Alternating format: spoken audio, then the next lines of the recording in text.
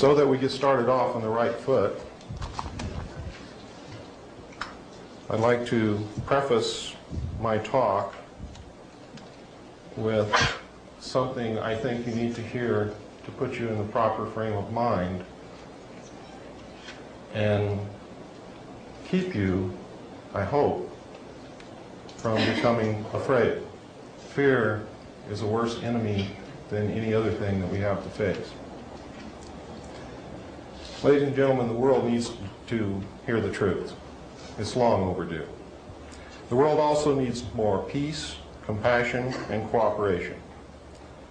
We already have too much fear and confusion.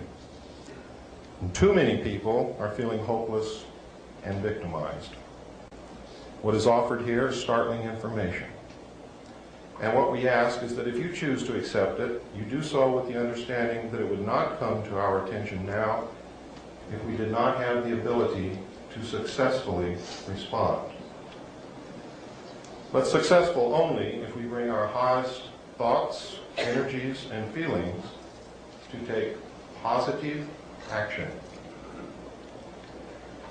We are not here to create more confusion, fear, or negative energies of any kind.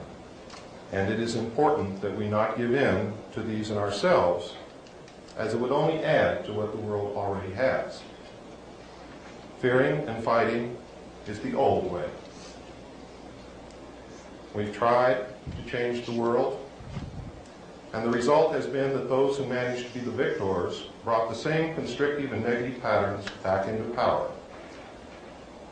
We have now come to the threshold of a new understanding, that we must fight fear with confidence, hatred with love, separateness with unity, and beliefs of being a helpless victim with the acknowledgement and acceptance of the power we have to create our own lives and then the world.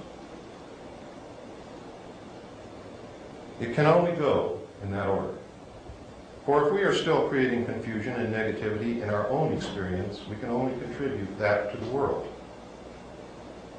We can change the world, but it will not be by outward action alone. To the extent we can bring truthfulness, compassion, and peace in our own lives is the exact extent to which we will bring them into the world.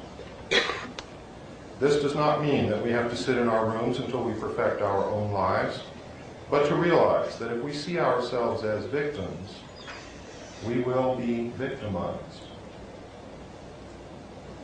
If we perceive part of the world as separate, wrong, or evil, that is exactly what we will have. This story was beautifully played out in Star Wars. Luke had to gain his own inner power first by his belief in his connectedness with all things, and could only succeed in battle by not giving in to negative feelings. The problems that have arisen in our world have come as a reflection of our own collective fears, beliefs in separateness, and refusal to accept our own power and responsibility for the events in our lives. If we give in to these same feelings again, the battle will be lost before it is begun. Now I want you to bear that in mind. I want you to bear in mind that what has happened over the years, we bear a major part, our portion of the responsibility.